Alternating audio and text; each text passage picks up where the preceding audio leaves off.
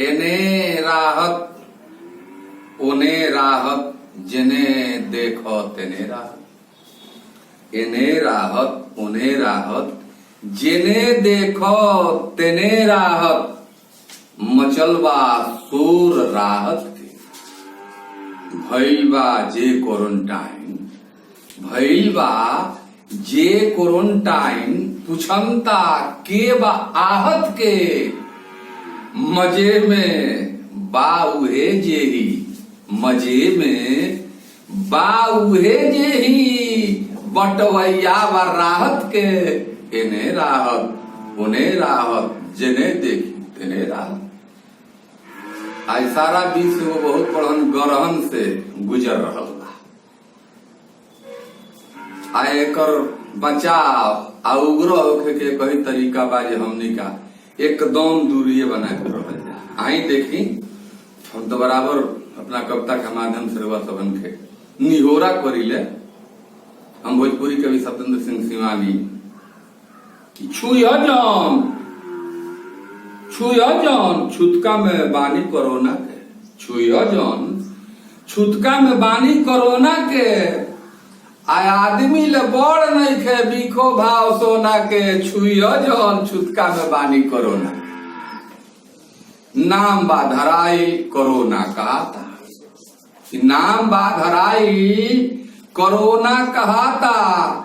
का जाने का होई केकरा बुझाता। एकरे के खोजे में दुनिया हैरान बा। एकरे के खोजे में दुनिया हैरान बा। आगुनी गंवार सब लोग भकुआता। उकित के अटारी भराता बिना नोना के। छुया जौन छुतका में बानी कोरोना के। 2 गज के दूरी बना के रहो। देखी पहले तनी छुछमाही बैला करत दोगनी के जावी लागे। लेकिन हमरा तो जरूर बुझाता जे कुछ मानव के छुछमाही या गलती बजावना के परिणाम हमने का भोग रहल बनी जा। कि बैलन के लागे पहले मुहावा में जावी। बैलन के लागे पहले मुहावा में जावी। आ बदलल बा नाम। आज बदलल बा नाम भइल फेस मांसाहारी। छोट छुछमाही पर बैलन के जावल जाव। आ मुहे मुहे लागल आज सबका पर जावी। ज्ञान गइल चान पर विवेक कहना कोना के। छुया जौन छुतका में बानी कोरोना के। जलन बा मनवा में उनका के देख के। आदमी में द्वेष इतना भरल बा जना कोनो हिसाब। जलन बा मनवा में उनका के देख के। ऐठन बा पेट में उखाड़ ले रेख के। जलन बा मनवा में उनका के देख के। ऐठन बा पेट में उखाड़ ले रेख के। ऊ के ना 20 रही है हम बानी 10। ऊ के ना 20 रही है हम बानी 10। सभे बा कुफ्ते में सबके निरेख के।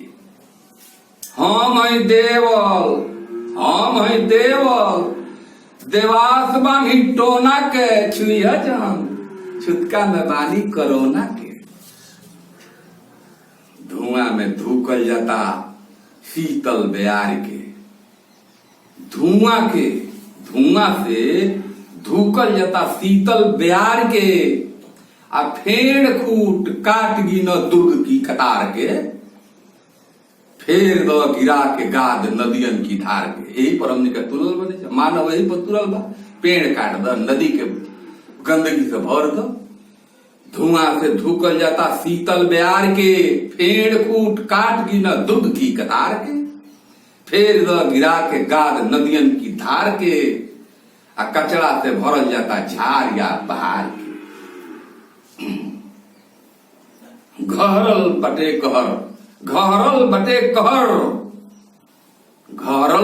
कहर सह कलिकाल में कोरोना के। छुया जौन छुतका में बानी कोरोना के। हमनी का इतना बदल गई बनी जा जे हमनी के सहयोग जिया जंत से भी कोनो प्रेम हमनी का नहीं करेगा कि जिया जंत पशुअन का लाड़ प्यार ना चाहिए। जिया जंत पशुअन का लाड़ प्यार ना चाहिए आ सपनों में सोचा ना सबका दुलार चाहिए। प्रेम करो सब है प्रकृति के प्रसादी हो, प्रेम करो सब है प्रकृति के प्रसादी हो। आदमी के आदमी नहीं रहे के ना चाहिए। रात दिन सोचा तारा भर ली भगोना के छुया जन छुटका में बानी कोरोना के। देखी भोजपुरी बहुत समृद्ध बोली भाषा है। हम एक के माध्यम से माननीय श्वेता सिंह जी से, अंजना ओम कश्यप जी से, रवीश कुमार जी से निहोरा कर कि तनी भोजपुरी की ओर यू सब ध्यान दे। उ सब को बोलला तो बड़ा निमन लगेला, भोजपुरी के गमक और बढ़ जाला। आई देखी गौर करिए बंद पर। गमकत मकरंद की सुगंध बाटे गंध देत, गमकत मकरंद की सुगंध बाटे गंध देत, हारल हरात नर झंके दिवाला के। ई दशा आज मानव के भइल कोरोना के प्रभाव से कि गमकत मकरंद की सुगंध बाटे गंध देत, हारल हरात नर झंके निवाला के। ज्ञानी विज्ञानी बुद्धिमानी शिवानी आज बाटे गोहरावत त्राहिमाम ऊपर वाला के। बिसर गई सुपुली मौनिया के खेल खेलल, कि बिसर गई सुपुली मौनिया के खेल खेलल। सब हमने का अपन भुलाई जतने पुरन का दुर्दशा ही होता कि बिसर गई सुपुरी मौनिया के खेल खेलल, भूला गई पानी पियल पतई की दोना के। छुया जन छुटका में बानी कोरोना के, छुया जन छुटका में बानी कोरोना के, छुया जन छुटका में बानी कोरोना के।